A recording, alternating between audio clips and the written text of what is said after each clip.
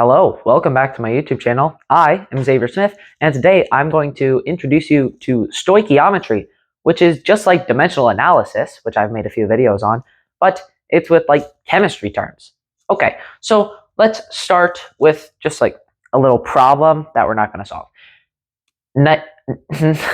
N2 plus 3H2 equals 2NH3, which is one like molecule or mole of nitrogen plus like 3 molecules or moles of hydrogen, which nitrogen is like there's 2 of them attached together in nature, and then hydrogen, there's 2 of them attached together in nature. That's just how they are as molecules, equals 2 like moles of ammonia. Okay, so what I need to get from this, what we need to get from this is this ratio. We're saying, okay, so 1 mole of nitrogen plus 3 moles of hydrogen equals 2 moles of ammonia. And then these little 2 subscripts are just because there's 2 in like nature. And then the ratio says, just says the proportion the substances will react in. So it doesn't matter what amounts you mix both of these chemicals or substances, it will react in a 1:3:2 ratio. All right, and then there's 4 classic types of stoichiometry problems. There's grams to grams, grams to moles, moles to grams, and moles to moles.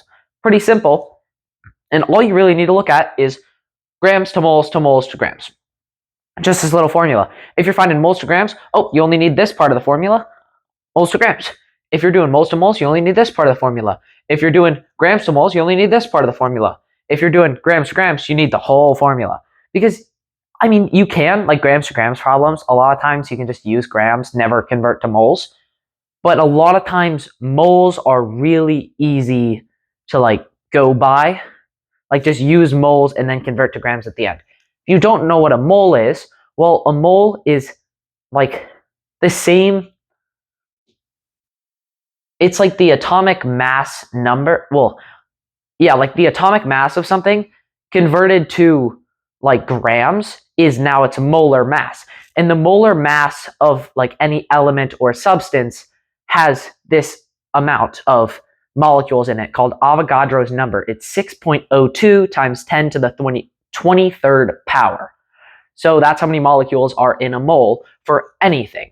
And then that like moles weigh different things because different elements have different molar masses and like atomic masses. Okay, so getting over that, that's just how you'd convert like from grams to moles or moles to grams.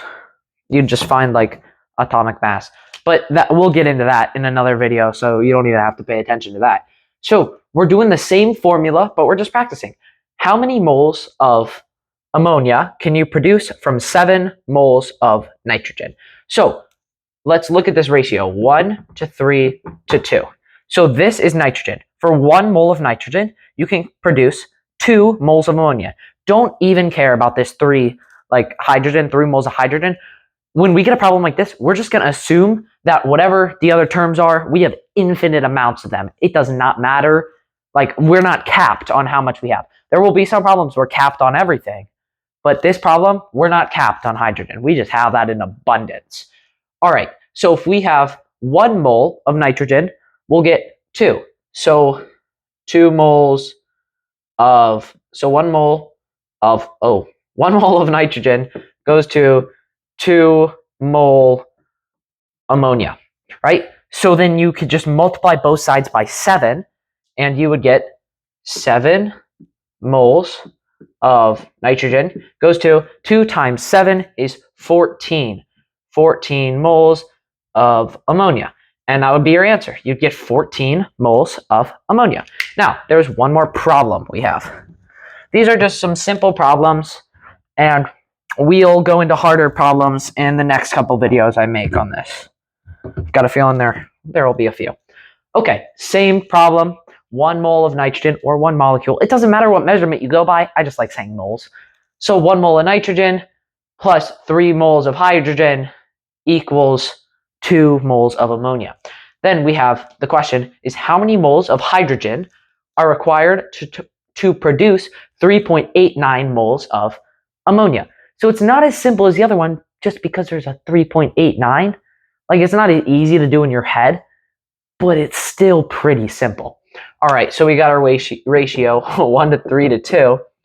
And then how many moles of H2 are required to produce 3.89 moles of ammonia? So we have, for every mole of hydrogen, well, for every 3 moles of hydrogen, we get 2 moles of ammonia, right? And we need 3.89 moles of ammonia. I don't know. So we're going to divide both sides by 3 to see how many like moles of ammonia we get per mole of hydrogen. And that's divide both sides by 3, and you'll get every mole of hydrogen is 2/3 a mole of ammonia. So then you'll say, okay, well, we need 3.89 mole of ammonia divided by 2/3, like mole per mole NH3 per mole hydrogen.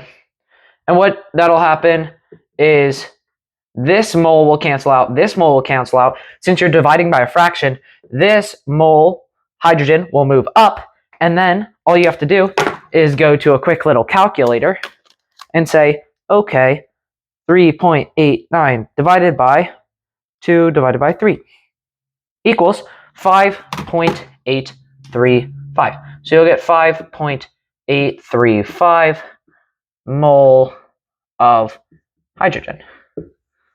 That does not look like a 2. All right, hydrogen. So that's basically the thought process. If you don't understand some of the thought process, you might want to go watch my videos on dimensional analysis, and I will keep you updated on new stoichiometry videos. So thank you very much.